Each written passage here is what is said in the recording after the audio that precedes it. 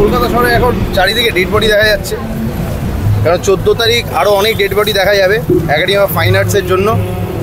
এখন academy of fine আর্টসের সামনে দাঁড়িয়েছি, একটা হলুদ ট্যাক্সিতে ডেড বডি।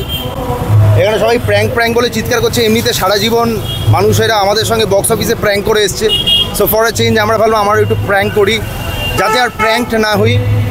14 তারিখ academy of fine arts release করছে। রক্তাক্ত হবে দিনটা, চিলড্রেন্স ডে আমরা জানি, তবুও আমরা ঠিক করেছি যে ওই দিনকেই আমরা রিলিজ করব একাডেমি অফ ফাইন আর্টস। এখন একটুখানি চারিদিকে ঘুরে দেখলে দেখবেন অনেক লোক জড়ো হয়ে গেছে আর কি এই ডেড বডি দেখে। এই একটাই আছে, আরও কলকাতা শহরে একটাই নয় আর কি, কলকাতা শহরে আরও অনেক জায়গায় অনেক ডেড বডি এরকম একটা হলুদ ট্যাক্সির পেছনে দেখতে পাবেন। যদি দেখতে পান তাহলে ছবি তুলে পাঠান এবং শহরকে জানিয়ে দিন আর কি। এখানে ভিড় হয়ে গেছে, এখানে তো মানে আমি বুঝতে পারছি না এখানে কে রেখে দিয়ে গেছে আর কি। আমি এসছি আবার কন্ট্রোভার্সি হবে এইটুকু বুঝে গেছি, তো দেখা যাক। মানুষেরা আতঙ্কে পড়ে গেছে আর কি। আমার কোনো হাত নেই এতে আমার কোনো হাত নেই, এটা আমি আগে থেকে বলে দিলাম। এবার দেখি পুলিশ টুলিশ আসুক, অনেকজন ডেকেছে ওরা। ডেড বডি পাবে।